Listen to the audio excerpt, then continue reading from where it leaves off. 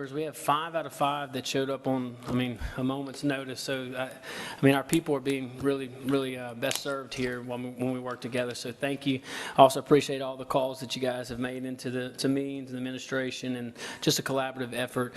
We're all dedicated to protecting life and property, and this is what this emergency meeting is for. So it's recognizing the emergency at hand, you're codifying it, and then second, it's appropriating funds. Also, there may be some residents out there wondering why the parish council is not having a meeting. The projects that are in the works for the parish outside the city, those projects have already been appropriated. Many of you guys that were here last Tuesday or a couple of days ago saw the parish council approve those measures. So the emergency meeting is not in play. Madam Chair, I do have our Public Works Department. The presentation may not be so elaborate. We're literally putting it together on the fly here, but I can summarize generally what we're aiming to do, and then Chad will come in here and fill the blanks. So you referenced spot dredging the Vermilion. I want to just clarify, we don't have a permission or authority to do a full dredge, from what was analyzed a few years ago, year and a half ago by the Corps. But maintaining and bringing the Vermilion River back to its natural state and doing general maintenance, we do have the permission to do that. Purely spot dredging within the city limits of Lafayette, Louisiana. I know there's a heavy focus on Coulee-Ile-de-Con and Coulee-Mean to expand the capacity of the Vermilion River and also our watershed. So that's a focus. I know many of our council members have had lengthy discussions, honestly town halls in the past, so kudos to you for doing that. And this is going to help, and we really appreciate it. The other projects that Chad will talk to you about, your emergency declaration will expedite the process. Most of these projects, if not all of them, won't satisfy the requirement to avoid bid law, so we still do have to follow that. There will be a delay, but it does speed up the process. Now, our legal team, our Public Works Department, our Drainage Department, along with our Traffic Roads and Bridge Department, we're working around the clock. If any of those projects do meet that criteria, we will do that. It's not a process we like to do. We like to follow bid law, but we much prefer protecting life and property over red tape. So we do appreciate that. And then also, as you guys have seen over the last few days, even at 2, 3 o'clock in the morning, we have crews out responding, because in certain flash flood events and with the watershed where we lie in that watershed, our city and the river, water can come from places that you didn't necessarily forecast. So our drainage department would need some additional funds to respond to that. We put that in the tune of $5 million, and we will follow up with an enumerated list of the activities that these guys will use that money for. And should we need more, we'll come to you. But if we do not, if we don't spend enough, then we'll come back to you and see how you want to appropriate that. So that's generally a summary, and I'll call up our Public Works Department Director right now, Chad Naveau. And I do have those numbers for the blank lines that are on the agenda if you got to, because an amendment will be needed. Okay. You ready? Yep. Okay. So for the first blank, it's $15,954,954,000. Say 15 or 50? 15,954,000. And then the second number, it's $4,296,000. No cents? 00 cents. What's the second one? Can you repeat the second one again, please? 4,296, 000.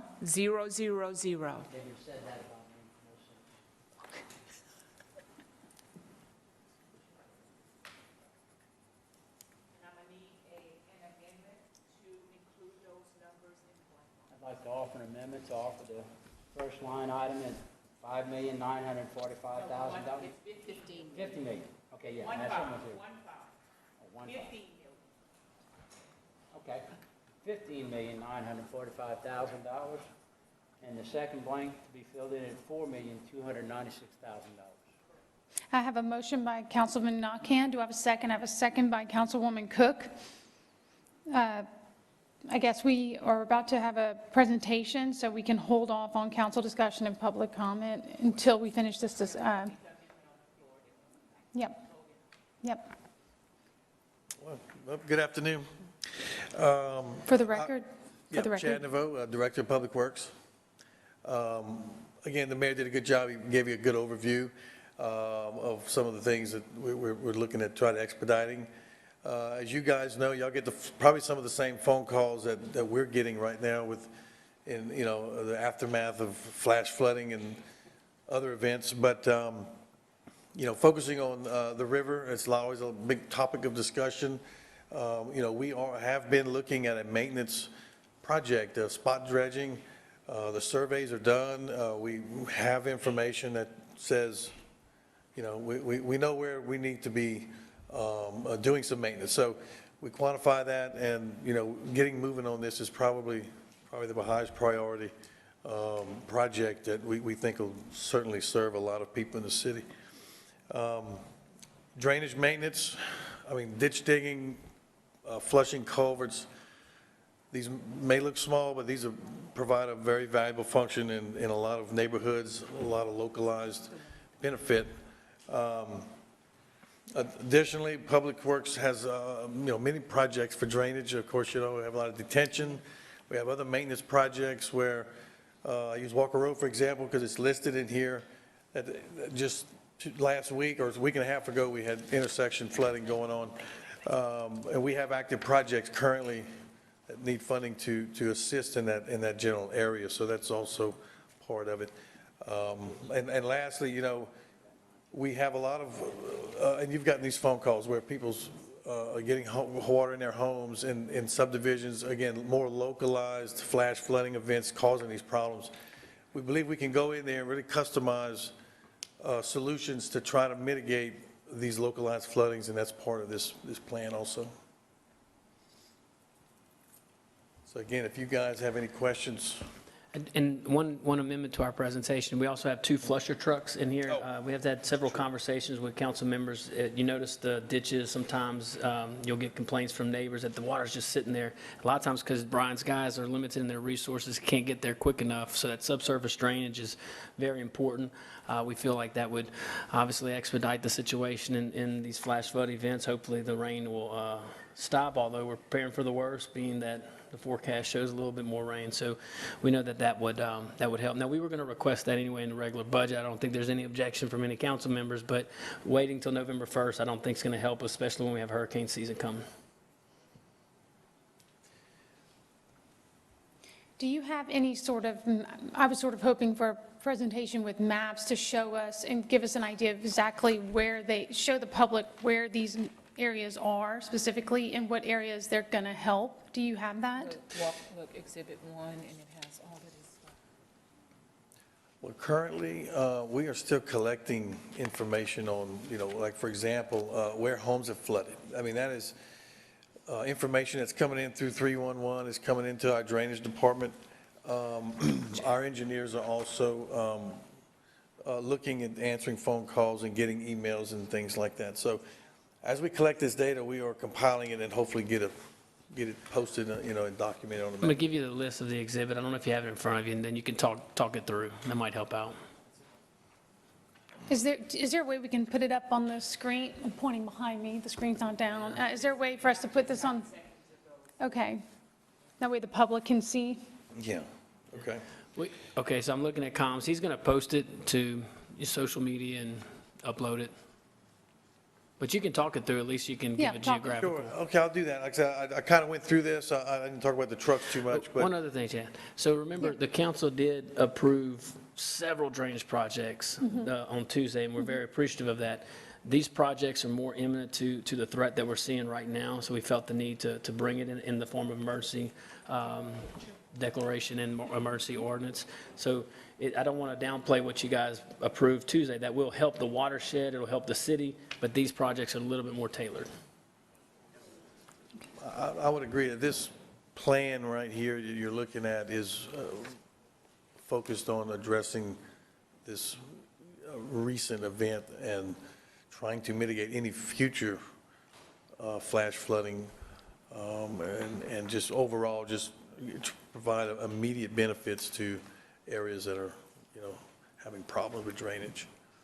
So, we're all getting this, and I know you've been working on the fly on this, so we're all kind of moving at the speed of light here, but I don't want to rush too quickly. So if you don't mind, can we go over each line item and talk about specifically what areas that will help? Because I know I'm maybe not as familiar as a project in, I don't know, Mr. Lewis's district, because he's on the north side, I'm on the exact opposite side, so, and vice versa. So going number one, spot Vermilion dredging. Can you maybe tell us, if approved today by the council, which I don't think there's going to be an issue, but spot Vermilion dredging, how soon can that project start? And give us a rough estimate of, we're looking at $5 million here is of that money from city capital funds, which we'll get to that later, but who exactly will that help, and how soon can you start on this once we all vote yes? And I'll leave both of you, both your mics on, so feel free, whomever, I'm pointing at both of you.